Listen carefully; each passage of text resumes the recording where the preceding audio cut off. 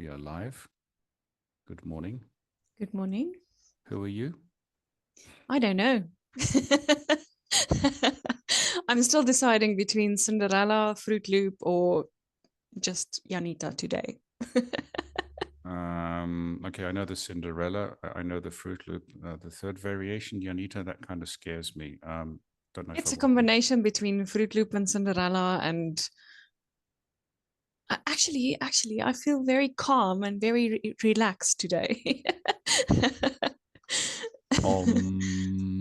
Yes, something in those lines. Okay.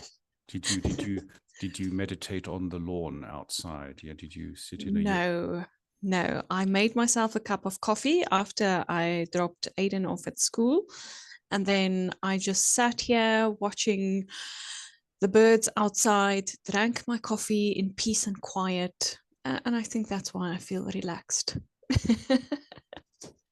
guru? We have a guru amongst us. But no, I know exactly where you're coming on that one. Yeah, I'm still drinking my second coffee as we speak. Okay. What are we doing? It is Peeling Potatoes, episode number 5. It is the 20th of June, 2025. And I know why you're feeling relaxed. Why? Because for you, it's the winter equinox. For us, it's the summer equinox. So from tomorrow onward, it's going downhill up north, but it's going uphill down south where you are. I wouldn't say uphill. Well, Because usually in July we have the coldest weather in the winter. well, that's unimportant. It's the length of, who cares? Okay. Who cares about the temperature? I mean, it's the Well, day. I'm just waiting for the school to end next week, so Aiden doesn't have to go to school for a whole month, and I don't have to wake up at 6 o'clock in the morning. Ah, ah, So I think ah, that's why. Do you 1 week to go. do not underestimate modern technology. He and I have the secret line. This is the secret communication channel, and I'm sure that he will sort of receive a little prompt. Go give mother a hard time. Yeah, 6 o'clock in the morning. Okay. We have quite a program today. We're going to be talking about the weather. We're going to be talking about the weather in the south, where you are. We're going to be talking about the weather in the north, where I am. We've got a Fruit Loop question, which is like mind-blowingly fantastic. And we're going to be talking about what's been happening in the community this week. But I want to start with a story that took place Wednesday morning. This is when this story started. And you and I, we've talked about this. The story is really, really mind-blowingly. I agree. People talk about teachers having to motivate students. Yes. But it works two ways. And what happened in this case was so motivating. Yeah, I just sort of jumped up and down like a little boy. Not that I'm an old man, but you never know. So at 3 o'clock in the morning, I receive a WhatsApp from Rosie, who's out in Brazil. Now, some people might think, oh, why is he reading texts at 3 o'clock in the morning? Not doing well on the sleeping front at the moment, too much going on, and I tend to sort of sleep and work when I can. And so at 3 o'clock in the morning, I was awake, and this thing pings out at me, and I look at it from Rosie and think, oh my God. Rosie usually comes in about patches of 1 million messages. Yeah. And then she says, hey Frank, how's it going? It's 11 p.m. I'm going to visit my niece and her husband in their new house in blah blah, which I checked this morning is 650 kilometers from where Rosie lives, and she's on the bus. Wow. The bus leaves at 11 p.m. and is going to get at its destination at 8:15 in the morning. She will try to make it for our lunch with Janita and Frank meeting. And could she have the Zoom link, please, sent to her mobile? Yes. And I thought, yeah, okay. Let's wait and see. So I sent the link, of course. And then what happened yesterday, Janita, at this luncheon? Well, first you thought she wasn't going to show up because she didn't respond or she didn't read your text. She didn't see the link. And then we started with our meeting yesterday, and the next moment she popped in. Yes. While she was on the bus, all in the dark, she looked like a ghost at that time. Mind you, a good-looking ghost. Yeah, I mean, yes. if you want to put ghosts onto a fashion parade, I mean, she's doing very well. Yeah, but yes, and someone who's traveling by bus for 6 hours or 600 kilometers, yeah, it was a good ghost. it was brilliant. And I think you and I were just like totally stunned. Yes. At this because it was so. And then we sort of played around a bit, and she says, no, Breda is fantastic. And, she is so dedicated to it that she will even go out of the way to just to endure the discomfort of a bus ride. Yes. I mean, 8 plus so 9 hours on a bus. Not my idea of fun, but there you go. So Rosie, I know you watch this. Our hearts, I think I can speak for you there as well. Yes. Janita, our hearts go out to you. This is dedication at its best. Yes. We can't say thank you enough for this. It's it's mind-blowing. Yeah. That was fantastic. I tried to award you a golden pineapple yesterday evening because I'm changing some things on the community platform. Somehow it didn't work. But I think we're going to introduce these rankings and these badges and these points and so on over the next couple of weeks.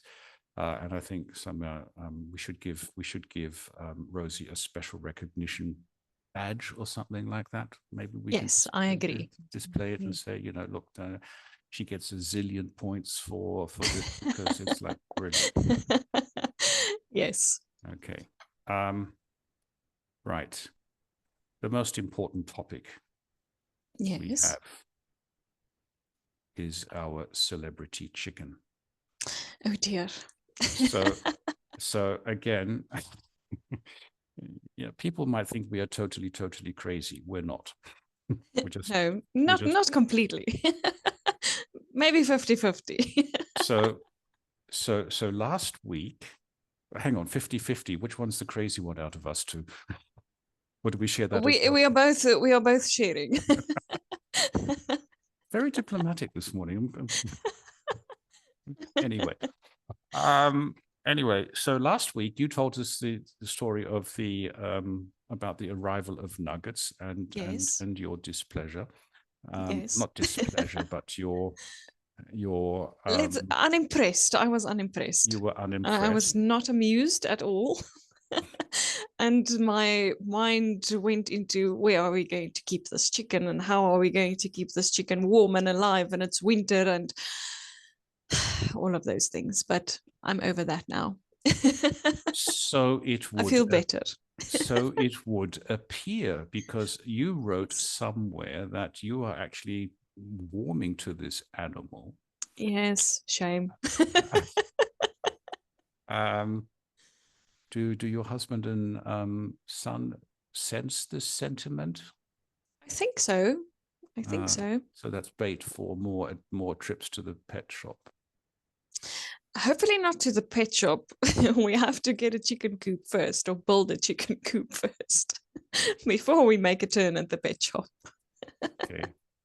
Anyway, well, that's something for the bricolage. You could sort of provide instructions. You could make a little, and you could maybe involve your son in this a little bit. Sort of, he can take the pictures. Make sure he's not seen anywhere. And then you can make a project how to build a chicken coop. So just in case some other mad husband has an idea to surprise his wife with a chicken, Well, there you go. usually you build the chicken coop before you get the chickens, in my opinion. Yes, but you see, you're on the southern hemisphere, so you know you're walking on your heads. You do everything upside down. Probably. Yeah, so that's why you get the chicken and build a house around it. Anyway, but so Yes. the messages are coming through thick and fast, Yes. and within a week, the celebrity status of this chicken has shot through the roof. And it felt so that certain people felt compelled, motivated to ask you some questions, and I'm going to read Yes. them. I'm going to read them. So Natalie wrote, I'm asking myself if Nuggets is laying eggs yet. Best regards. And then she wrote in brackets underneath, the Nuggets fan club. So Yes. we have a fan club. Sylvie, we live in France. As I heard about the weather at night is very cold, I'm asking myself if your lovely Nuggets has a place in your warm bed. And maybe this is the beauty of it. Yeah, maybe you will wake up with fresh eggs.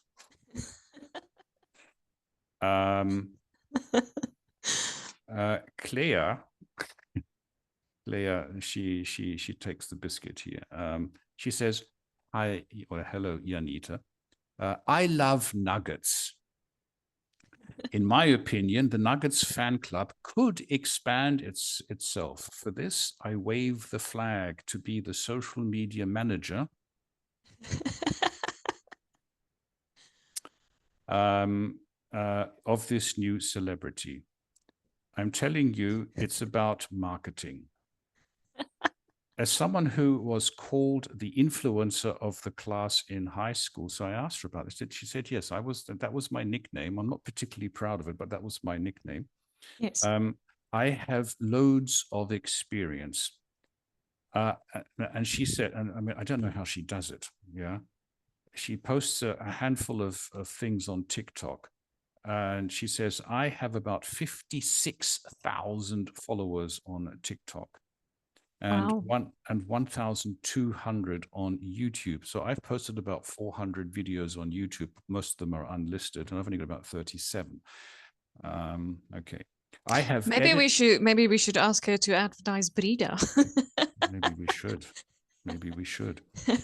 Because she says I have editing skills, analytical skills, and creative skills. Janita, let's meet in the Breeder Cafe to discuss an arrangement on the social media debut of Nuggets. Looking forward to your reply. Yours sincerely, Claire. Now, I've seen you've replied to these. Yes. So reading through them and thinking about my answers.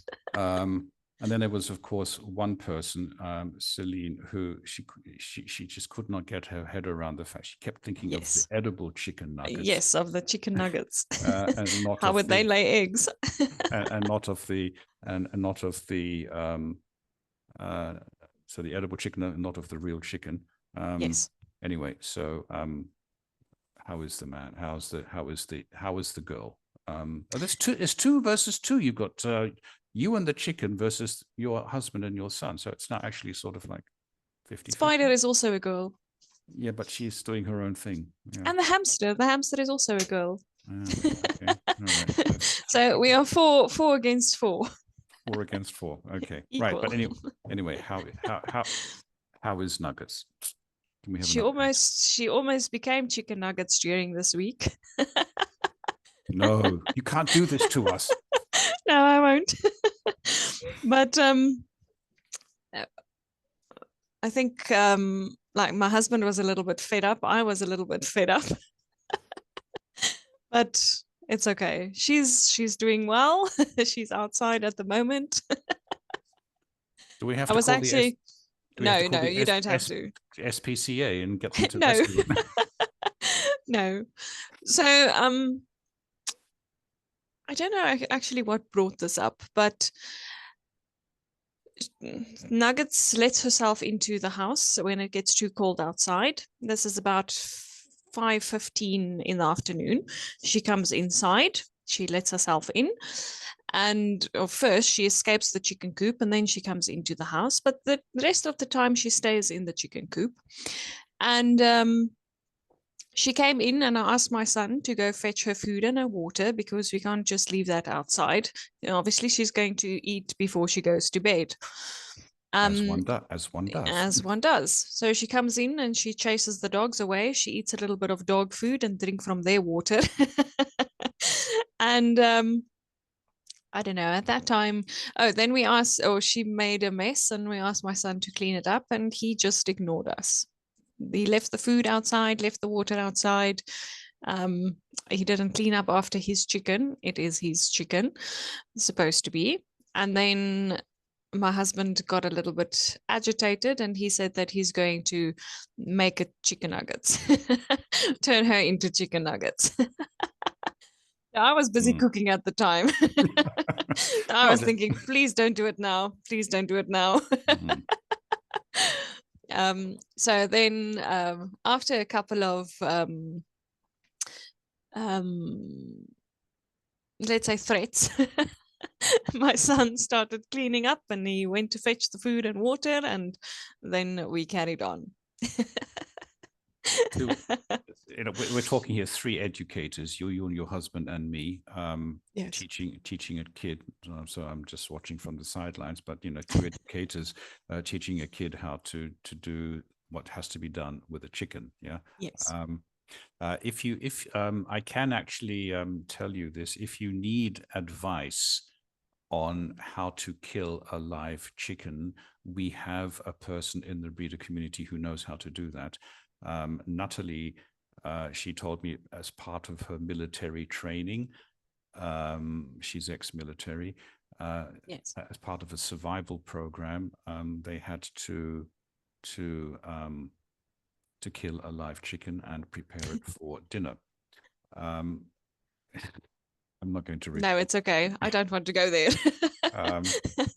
But should desperation reach a point where you need to resort to extreme measures, we have an expert on this subject. No. I have a friend who lives on a farm, and the farm is not very far away from here. So okay. I'll just send her a message. Can I add another chicken to your already existing chicken family? Okay. Well, I've just probably fallen in Nugget's esteem because he sees me as a potential threat now. He's trying to kill me. Anyway, so in good breeder style, these questions came to you and you took the time to reply to them. I haven't read the replies yet because they're fairly new. But thank you for doing that. And that's exactly what we're trying to establish in the community. Hint to Monica, who is now somewhere in Queensland, somewhere in the tropics. You still have about 4 hours before your deadline expires. Thank you for sending me the pictures of your trip. But I'm actually looking for something else, but that's a different subject, right? Moving on. Cape Robin living its best life and so on. Snow, flooding. What are we talking about here? What's this Cape Robin story? Okay. A Cape Robin is a kind of bird. It's a smallish bird. It's gray in color and then it has like red, orange on its chest and the tail is also red and orange. And then around the eyes, it has white feathers. And a couple of times now, since I think maybe last year or even the year before, there was this bird coming into our house. So when the window is open, it comes in through the window. And when the door is open, it uses the door. It knows exactly how to get in and out. And then it would jump on the kitchen counter or maybe on the kitchen sink and see if there's maybe some rice left or maybe some crumbs, breadcrumbs or something that it can eat. And very well-trained animals down in South Africa. Chickens. I don't know how this bird became this tame actually. Because we have a palm tree that I can see from my office, quite large, and we feed birds. We have 2 bird feeders in there, and we give them some crushed corn, and I don't even know what else is in the mix, but we give them some food, and we see them sitting on the wall and in the tree and on the grass. But this bird does not eat from this feeder or from these feeders. We never see it there. I've sat here and watched the birds, and it's never there. It's always on the back side. And then it will sit on the wall there to see if the window is open or if the door is open. And if it's open, it comes inside. And it started bouncing from the kitchen to the living room and on the way to the rooms and the bathroom. And when it sees the dogs, it just jumps a little bit higher so the dogs can't get to it. And then when we move around, it goes out again.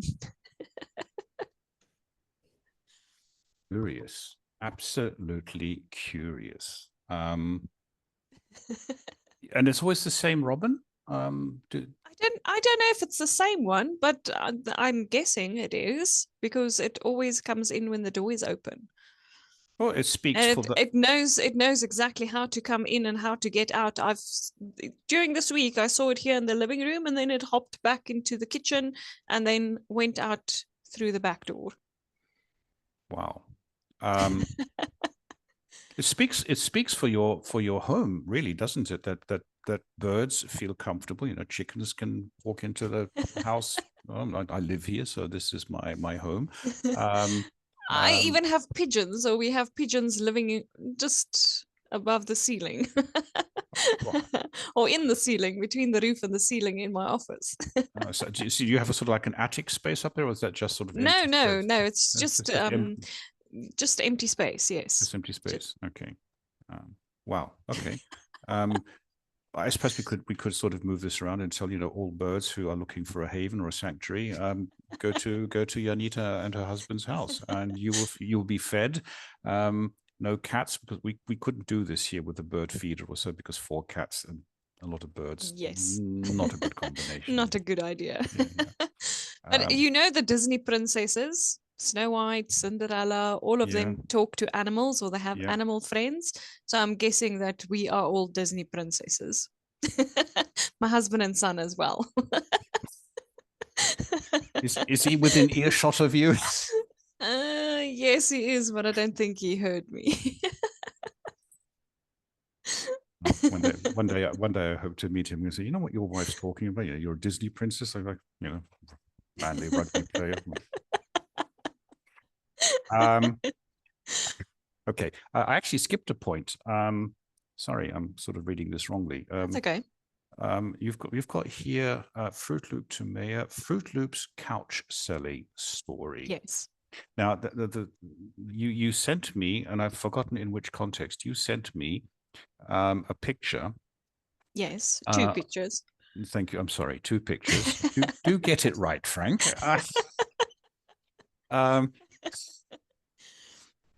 The diplomacy is wearing off. Yeah, whatever you had for breakfast this morning is beginning to wear off. Okay. I didn't have breakfast yet. Yeah. Come on, Frank. Be, you know, teacher. You need to, you know, slap on the wrist. Okay. But you have to know that there were 2 pictures, because both of them has a story or context.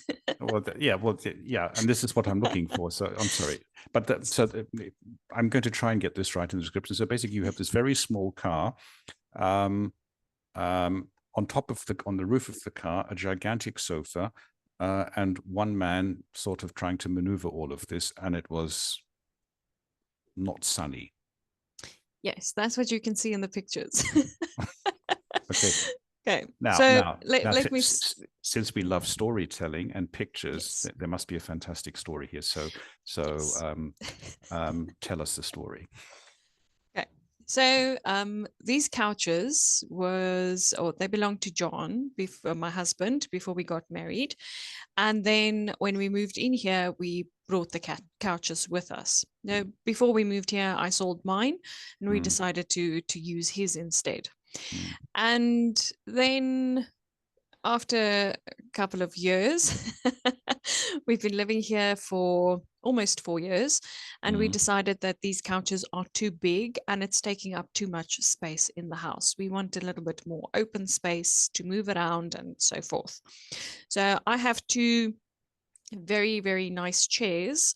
They just need some new material, but these two chairs were made in the 1950s or 1920s or something. They used to be my grandmother's. So I had these two chairs in storage, but it also went through the family. My one cousin had them, then my sister had them, then my mom had them, and then they came to me. And we kept them in storage for some time, and we decided we are going to take them out and use them. And then there's a couch at my mom's house that they don't use. It's also just in storage there. So I'm going to get that couch and bring it here. So it's like a sleeper couch, but it's actually it looks pretty. Okay. It's not very comfortable, but it looks pretty. But then if we watch TV, we can open up the couch and we can lie down and watch TV. Yeah. But anyways, so to open up space, we decided to sell these couches. And we took the couches out, we did the changes inside the house, and I posted them on Facebook Marketplace so that we can sell them. As you do. As you do. So we have a little shed, a wooden shed outside. Not little, it's 3 by 3 meters, so it's not little, but we had the couches in there. And then a lady messaged me and she said she wanted the couches. So I said, okay. So first, John and I moved these couches outside and then into this little house.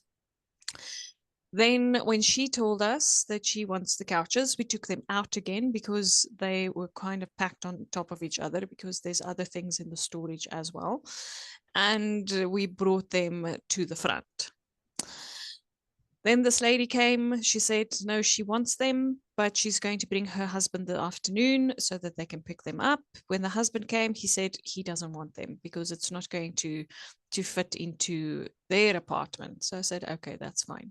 So then we had to take these couches back into the storage. And then this lady sent me a message. She really wants the couches.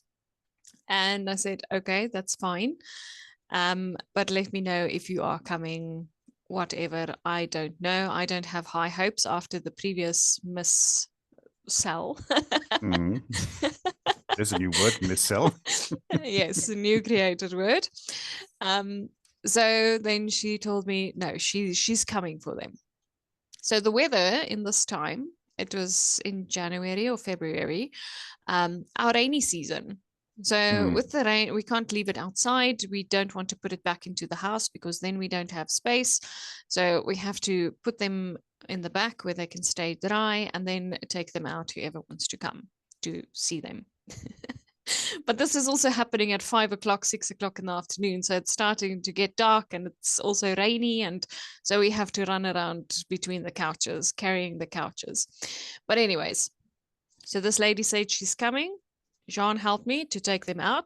No, he didn't. No, I decided, just leave them there. We are not going to take them out again. That's actually what happened. So Jean was working when this lady and her husband showed up. So she phoned me. She said, I'm at the gate. So I looked at the gate and I thought, I don't see a big vehicle. There's just a small green car. So she said, oh, I'm in the green car. Oh, dear. Okay. I opened the gate. I showed her where I live close to the main gate. So I waved her over. They parked the car. She and her husband got out. And I said, okay, well, let me take you around. They are in storage. We decided not to take them out. So they checked and they said they'll take it. I said, okay. So she and her husband, I wanted to help them to take them out, but she and her husband took them out. So it's an L-shaped couch, and this L shape is divided into 3 parts. So there's two seats, and then a middle seat, and then 2 seats again. And they are quite heavy. So they took them out. She's a small lady, and her husband is a bit bigger, but he's not very tall. but they took the couches out. And then, but first I asked them, are you going to come back later to fetch them? No, don't worry, you'll see. I'm like, oh dear. So they took the couches out. So in front of us, there's undercover parking. So they put the couches there out of the rain. And then they started opening the car doors. The boot was open. And he said, we'll take the middle one, we'll put it in the back in the boot, and then we'll put the other two on top of this car. I thought, oh my goodness. I asked them, where do you stay? They said, no, just on the other side of the highway, of the freeway. So, okay. That's not too far from here, but getting there is the tricky part, especially if you have these couches on top of the small car. So Okay. they loaded the first one, tied it down, windows of the ropes through the windows, tied the first one down, then put the other one on top of it. And the lady, when she told me she's coming to get them, I said, well, it's going to rain soon. So she said, don't worry, we'll bring a cover. So I said, okay, we'll cover them. So I thought, okay, well, pickup truck has a cover or something, that's fine. But now they have the small green car. Two of the couches, the 4-seater or 2-seaters, both of them on top of the roof. And the other one halfway stuck into the boot, tied with ropes, also through the windows. So they were almost ready to leave. They took out the cover. The cover was actually like the top part of a tent. Okay. This is mind-boggling. Yes, it is. So then they threw the cover over the couches, tied it down, and they said, okay, we are ready to go. They gave me the money, got into the car, and they left. So when they arrived home, she sent me a message to say, we made it. So I said, okay, great.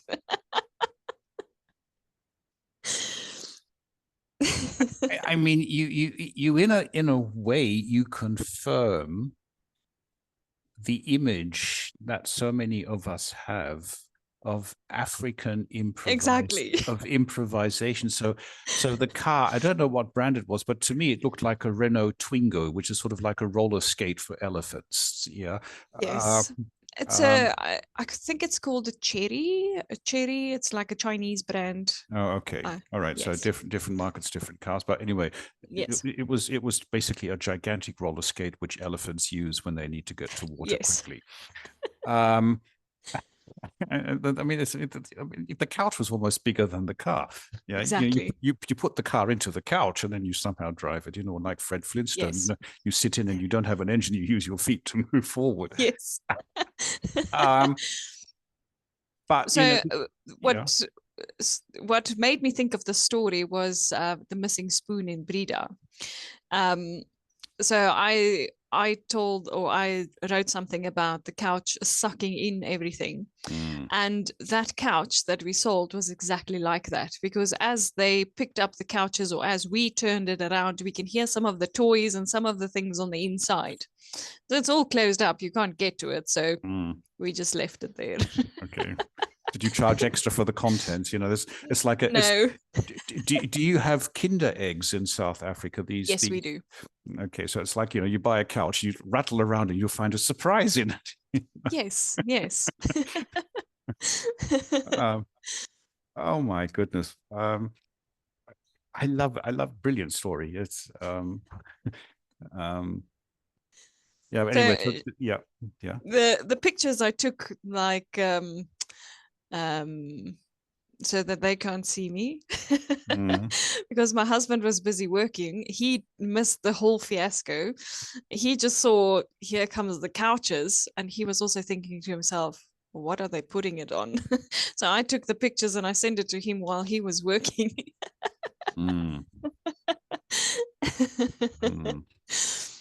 Okay. So that's how I got the pictures. I stole them. So we sort of think that South Africa is unlike the rest of the continent. But I suppose when it comes to improvisation, anything goes. And if you have a roller skate to transport to a very large L-shaped couch, then you will find a way to do it. Yeah, no matter what. Yeah. Yes. Unlike in like in Europe, you get a minivan or something, or you have a trailer, you put the thing on, and then you move forward, and it's done in a couple of minutes. Yes. Okay. This is the same that we would do.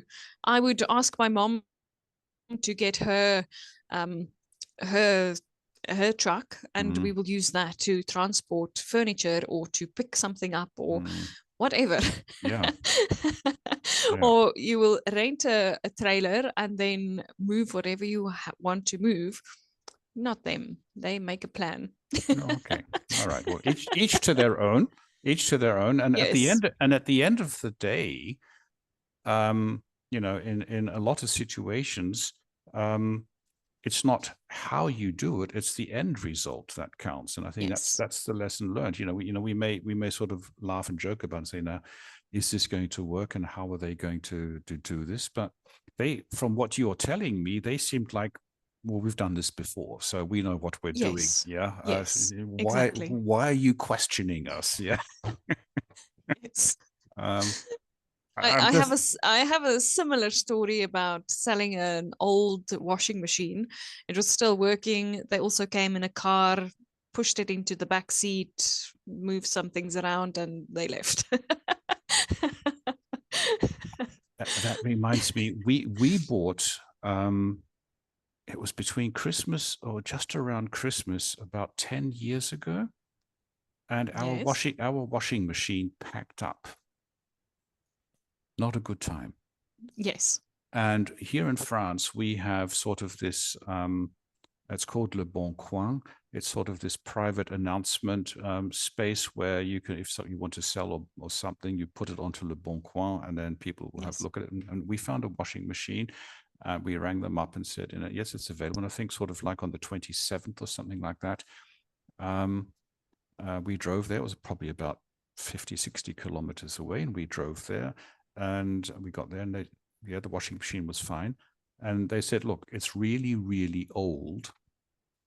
You'll probably get about a year out of it at max. We said, look, we don't care. This is sort of like a stopgap because not a good time, etc. So that was about 10 years ago. The washing machine packed up about 2 months ago. Oh, wow.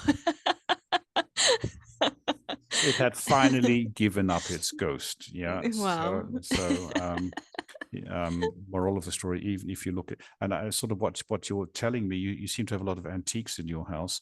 If you look after these sort of things, they will last a long, long time. Yes. Yeah. Yes. Okay. Speaking of the weather, so because I'm getting so fed up with opening the newspapers or listening to the radio, and all I hear is the pitiful state of this planet, I decided to cast my eye down to your neck of the woods. Yes. So I went to YouTube and found, I was trying to look for it was prompted by our conversation last week where you were sort of you were talking about your satellite TV provider. Yes. And I was sort of thinking, well, I wonder if I can get a live stream of South African television. Not that I have a television here, but YouTube does the job nicely. There wasn't anything available, but I got the SABC news reels and stuff like that. And I remember you telling me that SABC is sort of like really horrible, or really bad. But it's 6 of one, half a dozen. I think they're actually bankrupt. What, like your airline as well? Yeah. Yes. South African Airways. Is it still flying or? I think it is. I think there's still a few flights. Yes. Okay. Well, I have committed myself to being down in your area by our spring next year. So please, South African Airways, I want the experience from Europe to South Africa. So please keep flying until then. What you do afterwards, I don't care. Anyway, so I read or saw an article. Well, actually, no, I heard about flooding in the Eastern Cape. And then you very kindly sent me an article from AP. and there was a map, so I actually figured out where the Eastern Cape is. Okay. It's sort of right south, sort of in between. It's sort of in this triangle: Johannesburg, Durban, and Cape Town is the Eastern Cape. And conversely, the Western Cape is on the other side, which is the wine area. So I've learned that as well. And this is sort of like a completely nonsensical, I don't know if it's a fun fact. During the course of my travels online, I actually wanted to know how many people live in South Africa, and in comparison, how big the country is. Yeah. So in comparison to France, South Africa is twice the size of France, but has roughly the same population. Whereby I did hear this morning that in your 2022 census, possibly a third of the population wasn't accounted for, that they sort of missed through the census or something like that. So anyway. That's because they live, some parts is still rural, so they live in the rural areas. And then there's also, I think there's a lot of immigrants, also illegal immigrants, crossing the borders from Botswana, Zambia, Zimbabwe, Mozambique. We even have people from Malawi coming in. Maybe they missed the census. I wonder why. I'm not. Would you count me, please? I'm not supposed to be here, but I'd like to be included anyway. Yeah. Yes. Okay. Okay. So you sent me this article from AP. 78 people dead. So I take from it the typical cry that, like in any extreme situation, it happens here as well. These things are unexpected for some strange reason. And then everyone points their finger at the lack of infrastructure, the number of people who have died, unfortunately, finger pointing at the lack of infrastructure, response times too long. But then I sort of start looking at the numbers. Okay, so the water rose to a level of 3.3 to 4 meters, which is pretty high. But there was a sentence I read. Now, I don't know if it's the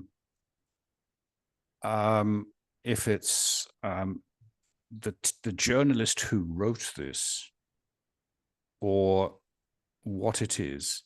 I'm going to read this. So South African President Cyril Ramaphosa said that he would travel to the Eastern Cape on Friday, so this is going back a couple of days, quote, to see exactly how our people are suffering there and see how we can console the families. That is always the response from our president, Ramsey. I will send you. Okay. I will send you some videos. There's this colored lady on Instagram or Facebook that she makes the most hilarious videos, and she calls him Ramsey. Okay. Well, term of but anyways, term of video. But to put in this context, you have this gigantic country. That is from a European perspective. It's empty as anything. I mean, how are you going to have an infrastructure to support this? I mean, let's get realistic. So if there is flooding, okay, it's not good. It shouldn't happen. The deaths shouldn't happen. But I mean, come on, guys, you are a big country. And a great one at that. Yes, definitely. I agree with that. So the flooding, I think it's also mentioned in that article that most of these houses and where the problem started, they built too close on the river banks. So obviously when this flooding comes, it's going to sweep everything away. When the river goes over the sides, they are in trouble. Even here in my town, we have a smaller river running through it. It's called the Klip River. And there's a lot of houses and things next to this river. But when the level of the river rises, most of the houses are far away to keep them safe, everyone's safe. But there are some people that build too close to the river bank. In like Henley on Klip is a part of Meyerton, but there's quite a few houses that has to be evacuated when the level rises because of flooding and too much rain, and they have to evacuate their homes. There's one house that's been for sale for the past 2 years, I think. Nobody wants this house because it floods every single year. I'll buy it. I'll buy it. I mean, given your housing prices, I mean, it's probably a cheap giveaway, yeah? I think they actually lowered the price as well. Oh. Yes, because it floods and nobody wants to buy it. But it's a 2-story house. My sister's past boyfriend from many years ago, his parents and his brothers and everyone lived there. So I know what the house looks like on the inside. Very nice. I would also buy the house. The only problem is the river that it's built too close to the river. So it's a 2-story house. The bedrooms, bathrooms are all on the top floors, and then the kitchen, living room, and the dining room is at the bottom. And then there's a nice, at the bottom, there's also a built-in jacuzzi, but the water flooding brought it out of the ground. So no more jacuzzi. Imagine, having a nice, comfortable jacuzzi, like with your wife, and all of a sudden this thing sort of lifts up, like, beam me up, Scotty. Yeah. Yes. Okay. And then it does have a nice wooden deck as well, that obviously if the river floods, you can go to the higher level, but your bottom level is completely destroyed. Even the tiles also started lifting up, and it also has a flat that I know of. So it has a double garage on the side, and there's a flat built on top of this garage. So you can rent out the flat. So you can generate a little bit of income. flood proof, because it's a little bit higher. Flood proof, yes. And even the house, if they change the house a little bit, I think that like the top floors, use the top floors, close off the areas, because the rooms are built on the side. So the inside is basically open and you can see down. So if you cover the floor, if there's a way that you can do that, I don't know, maybe expensive too, but create the whole top floor into the house, then you won't have a problem. Maybe the bottom part, you can knock down some walls, create pillars to keep the house. Put it on stilts. Yes. But anyways, so that's again, costly. Well, okay, leaving all that by the wayside. Leaving all that behind, the floods in the Eastern Cape, the response. no, but I'm going to, because this is really an interesting story, because the deeper thing about it is that from my European perspective, we live in a highly regulated environment. I mean, you can't even. I mean, getting rid of rubbish, you need a university degree in this country, and it's even worse. It's even worse in Germany. But that's a different story altogether. So everything is highly regulated, to the point where some people love it because they don't have to think. I'm beginning to rebel against it because I can't breathe. Yes. But the logic, from my perspective, is if it is known that this river floods, why on earth do you build a house right on the bank? Yes. And watch it fall apart? Is there no planning permission? Is there no building code, or is it ignored? I mean, I think so. There's a lot of things that happen illegally. So maybe this person bought the piece of land, they put up the house, maybe without plans, maybe without inspectors. I don't know. I don't know how they got permission to build that close to the riverbank. So something that we also thought about when they build our new mall. The mall they started building it last year. It opened this year, or not last, maybe 2 years ago. But anyways, it opened in April.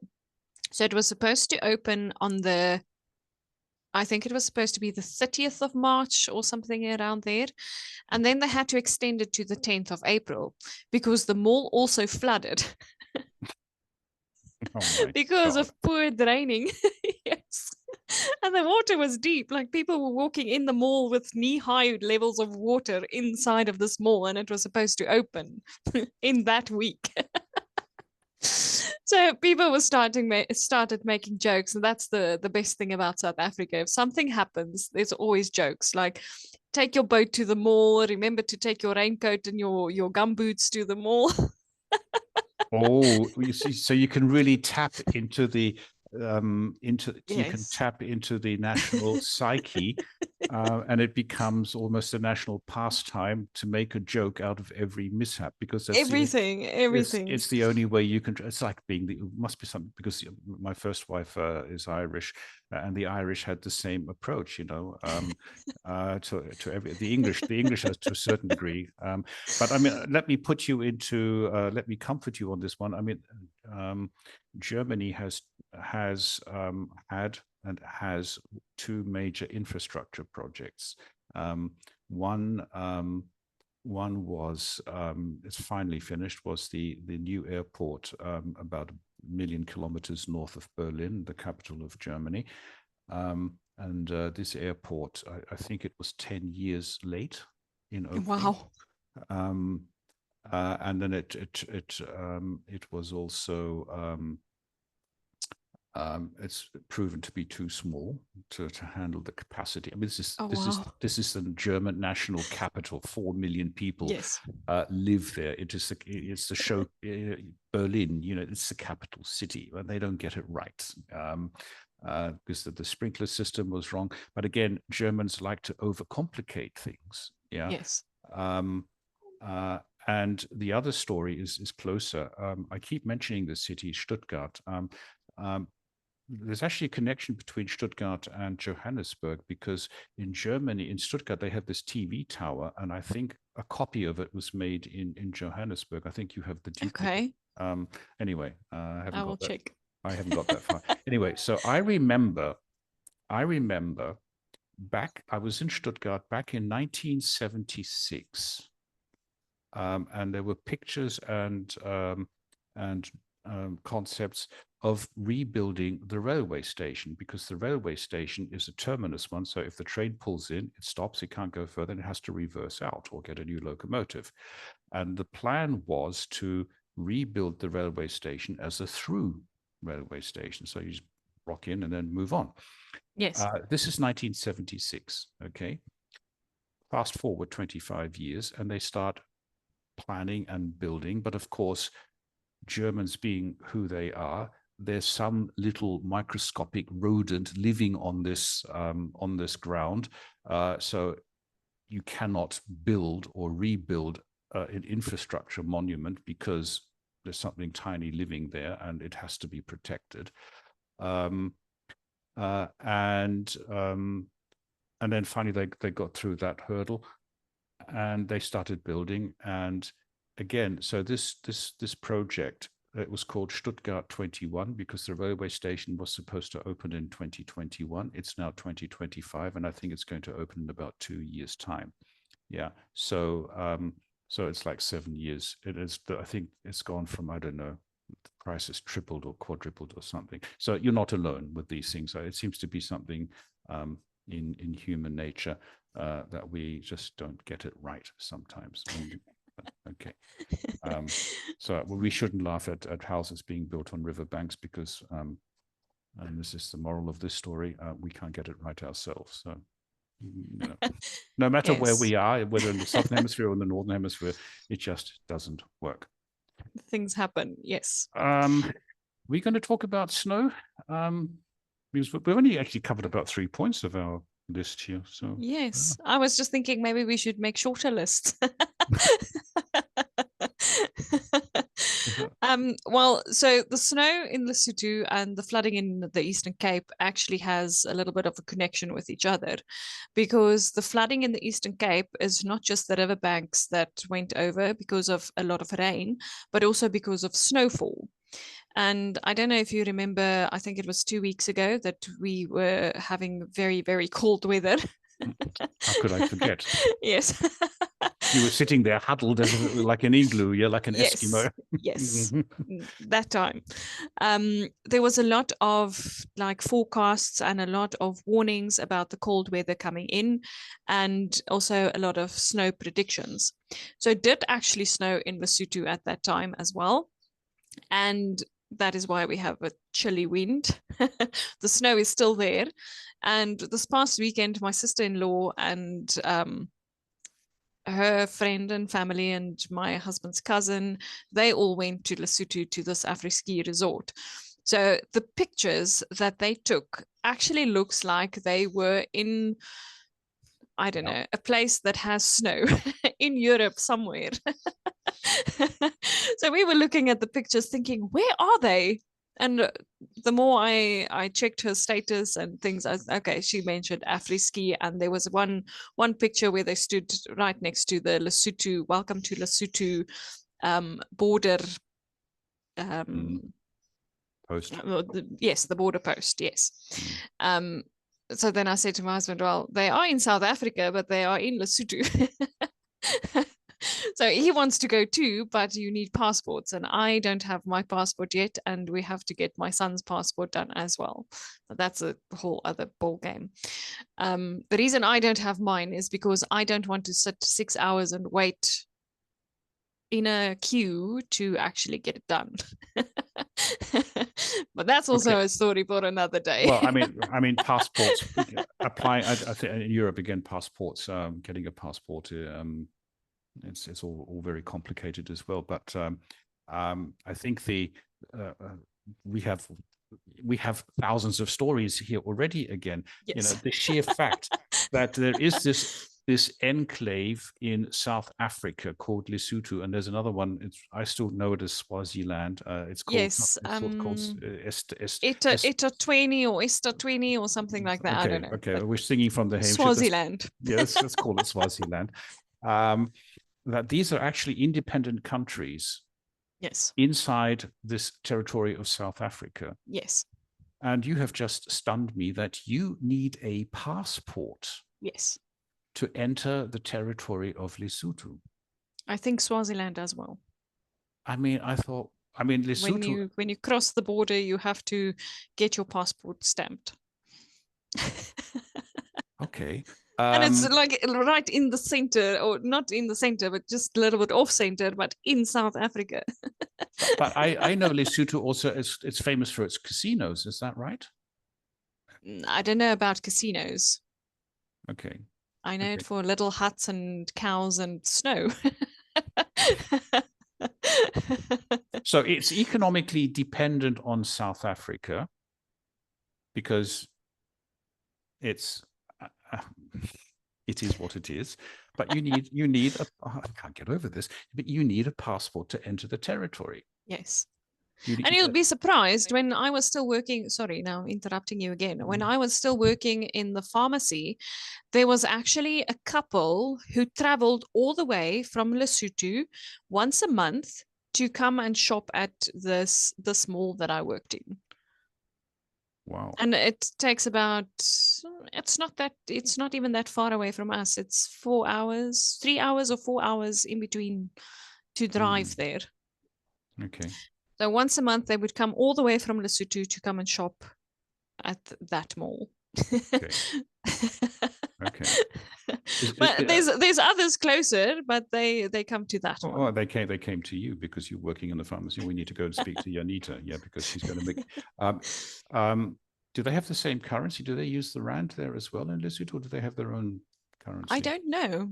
I really don't know. Okay. All right. Okay. That's something that I should research. But until recently, I knew that obviously it's a different country. So in my head, you need to take a passport. And I never actually knew that you needed a passport, that you actually had to have your passport to cross the border until I researched it. Because I was thinking, okay, if you go to Europe, for example, we spoke about this as well. If you have the visa, you can travel around. Yeah, exactly. Easy. Not here. Getting in is probably a little bit difficult, but once you're in, yes. It's relatively easy. Okay. Sarah also explained that to me. Once you're in, you can go everywhere. Yes. Yes. Okay. Right. Breeder summer season. Yes. Barbecues. Cupcakes. Cupcakes. So what is it? So just before we met this morning, summer for me is sort of, it's everything is relaxed. You get dressed in about 20 seconds, shorts and a t-shirt. That's all you have. Yes. And the music. And I spent last summer, so a year ago, I somehow had heard, I'd never heard of it before, Lana Del Rey's Summertime Madness. And that was my summer song. It was sort of, it was like this earworm in my head. And I listened to it again this Yes. morning, just before we met, just to get into the Summer mood. into the summer mood. Of course, summer for me back in Australia about 1,000,000 years ago was, if you're down by the beach, it was the surfing, and everybody had, thick sun cream, sun blocker on their nose. Yeah, everyone's walking around with white noses. I mean, I wasn't part of the surfing crowd, but you sort of saw them, and you sort of sit on the beach and have a few tinnies and so on. But I think Monica can describe that one. So what are we doing with our summer festival? We've got the barbecue season planned. You made a nice banner for that. Yes. And we've got Ralph. Okay. So the idea is to get some proper barbecue recipes, how to maybe different kinds of meat and fish and things that you will cook on the barbecue. And then I was also thinking about the dishes. What dishes would you serve with the barbecue? Okay, some salad ideas, or like we have the braaibroodjie, like a toasted barbecue sandwich. Very, very nice. Or garlic bread. Oh, now you're talking. Oh, I think I'm going to have that tonight. Okay. Garlic bread. We also make potato salad. Yes, I think that's standard. Potato peeling. And then salads, like a Greek salad or a Caesar salad. That's also very popular. And then it also kind of depends on the weather. If it's a little bit cooler, we will make something called potato bake. Okay. So it's like a potato casserole. Okay. So you will cook your potatoes like you would with a potato salad. Then you cut them into slices, yes, and then pack them into a casserole dish. And then we mix cream, and there's like an instant mixture of herbs that you mix with the cream. We buy them in little packets. Okay. Throw that in there, and then you can add onions or tomatoes or peppers or whatever else you like. Bacon is also a popular option. And then grate a cheese over the top, stick it in the oven for, I think it's 20 minutes. And then we have that with our meat. I'm getting hungry. Me too. I can hear my stomach. It's always bad if you give a lesson on food. Rule number 1: make sure you have eaten before, because you're definitely going to come out starved. I like the potato bake idea, because for the simple reason that we have something similar in France called gratin dauphinoise, but just the potatoes, the cream, and the onions, and everything else is and garlic, and everything else is put by the wayside. So this is sort of like, and I think one of the themes that we could do is actually fusion food. Now this is what England. I mean, everybody poo-poos the quality of cooking in England, but it's actually really, really good, because there are so many cultures sort of mixing and mingling together, and they bring their food, and everyone sort of just mixes everything together. So fusion food, that would be a lovely theme, I think. Sort of take something South African, mix it with French, put it together, and see what happens. Yeah. Or if we take something from Azerbaijan, because they're a great barbecue or grilling nation, and mix it with something South African and French or European, and see what happens. That would be exciting. And then, so we can test this up here, and then when we sort of head into autumn, we'll just, okay, you guys, do it better than us. Yeah. Yes. So I was just thinking, I went to a place in Soweto. So in Soweto, that is also like the south of Johannesburg. A little bit dangerous place. There's the I think Soweto. those who know their history know the Yes. name. There's also the Soweto Towers. So I was right there next to the Soweto Towers. I had a colored friend at the time. She was married to a black man, and they took me there. It was a lot of fun. It did feel odd because I was almost like the only white person there. And I'm stunned. I'm stunned. I mean, they so this white girl goes with a colored girl and her black husband and meeting some of their black friends. I think her sister was there as well. And then we had a meal there, a barbecued meal. So they have these big barbecues, like those steel drums cut in half, put a grill on top of that, made the fire, cook the dinner, and it's always there. It's an existing restaurant, and then there's a huge bar. um, and wow. I was just thinking about their barbecues, like what we had. I ate the food there, where other people would think, oh, gross, but it was actually very, very good. We had steak, we had chicken, we had boerewors. That's a sausage. Right. And then they made pap, made like maize meal porridge. Okay. With tomato sauce and tomato and onion sauce. And there was also a side salad. So it was this whole plate of food. I couldn't finish everything. Wow.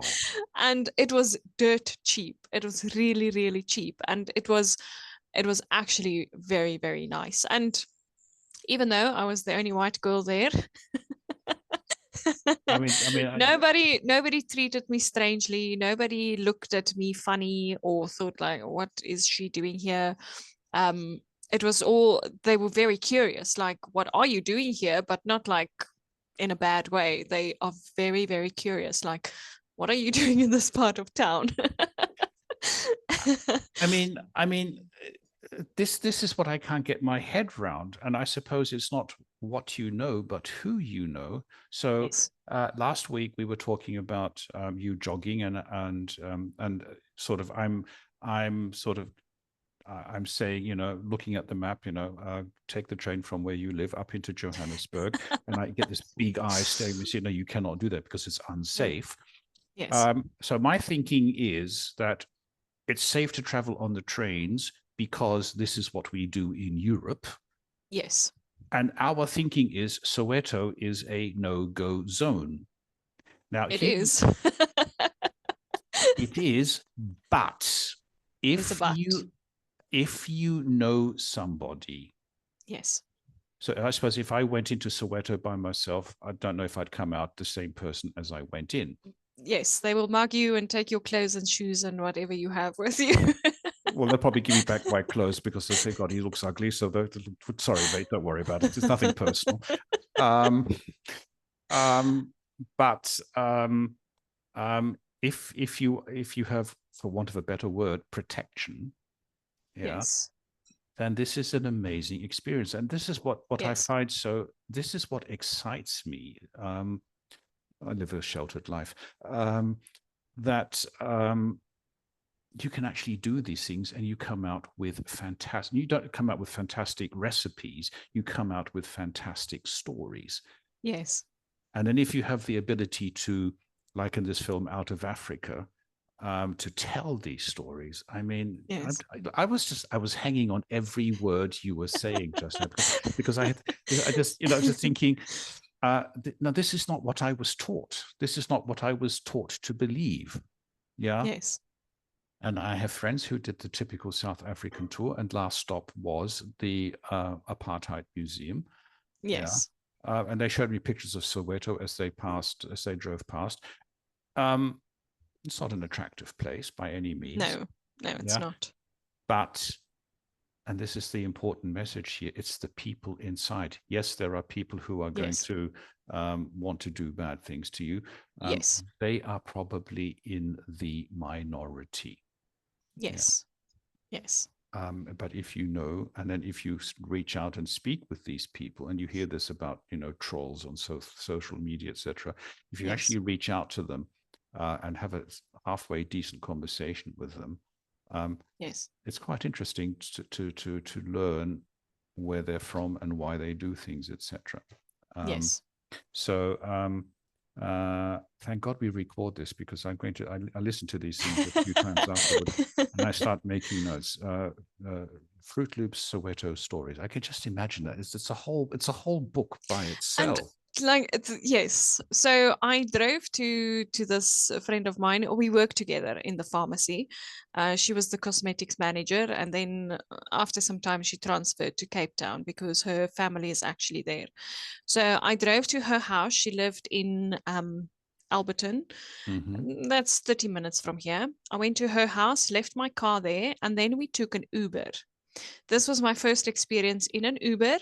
We had a black driver, and I was so scared because I had no idea where we were going. I didn't have any control of driving or what's going to happen with this colored lady and this black guy. I knew him. His name was his name is Andile, her husband.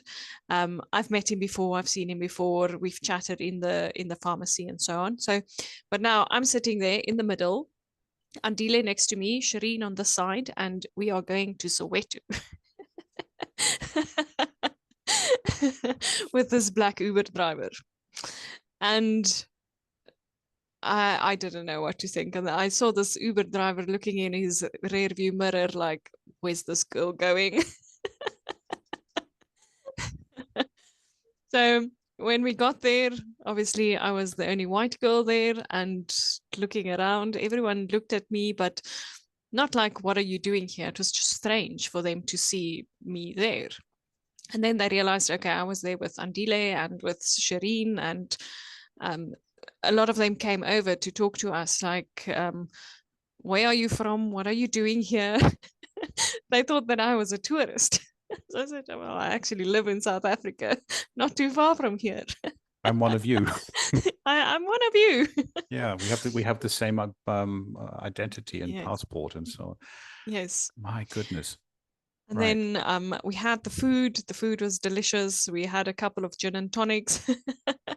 And then after the bar closed, one of the men came there with his cooler box, and he started handing out glasses, opened his cooler box, gave everyone ice,